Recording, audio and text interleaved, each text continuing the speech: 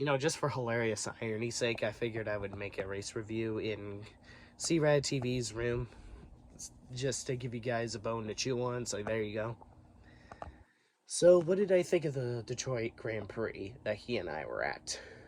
Well, for a while, to give a little recap, he and I were a little lost, but at least getting lost led us to cool photograph worthy pictures to snapshots of and snag a few monuments here and there.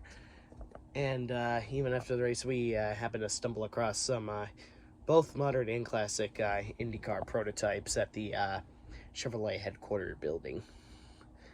But aside from all that, I thought even though Alex Palou pretty much performed a big smackdown of the field, I thought this race was pretty fairly entertaining, even though there was a lot of people yeeting each other off the very Nürburgring narrow corners, as well as the fact that unfortunately, even when Will Power tried to make a big come and go move, he just overshot the corner and almost costed him really big, and subsequently costed Dixon at least a spot or two against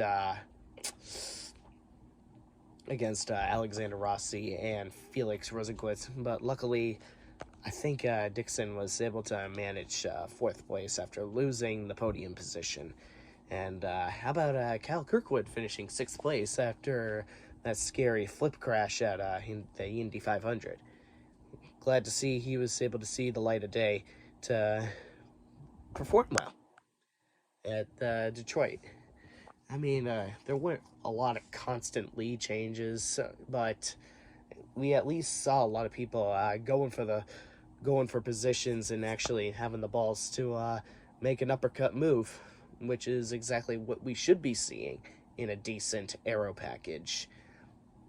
And it's the kind of stuff that I would be expecting from drivers going for holes that absolutely exist in their vision. Then they are definitely race car drivers. But they got to be smart about it and not and they really got to anticipate their paths. Otherwise, they're going to end up into the tire barriers like most of those other guys and probably completely smash into the damn wall like a lot of these other drivers that don't seem to do a good job at anticipating the next narrow pathways coming.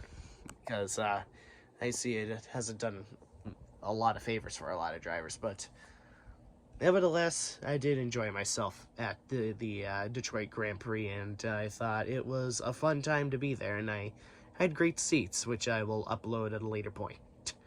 And honestly, here's a good fun fact. It's great to it's a great day to be on pole in regards to Spain. Max Verstappen got the pole in the Spanish Grand Prix, then won the race.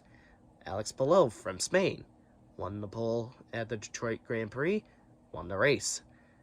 Kyle Busch won the pole. Well, he's not American, neither is the Gateway racetrack, but nevertheless, he won the pole and then won the race. I thought it was pretty funny to notice that fact.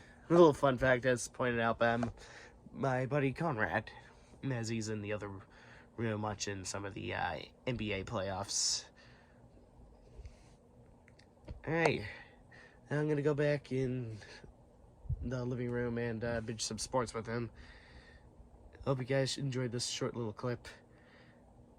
Oh yeah, since I know I already talked about NASCAR in the camcorder that I have yet to upload, but nevertheless, I'm glad that Kyle Larson got a fourth place finish and that William Byron finished eighth, so at least 2 out of the 4 Hendrick drivers were able to muster up top 10 to top 5 finish, since, well, their first race at Gateway was complete gloom and doom, as none of them finished in the top 10. None. But luckily, even though this wasn't an ideal outcome, I would still take it. I won't talk about the NASCAR race too much, since I already talked about that in the camcorder video that I've yet to upload, or assuming that I've already uploaded this iPhone review of the, or overview of the, or summary, or whatever you want to call it, of the Detroit IndyCar race. See you all later.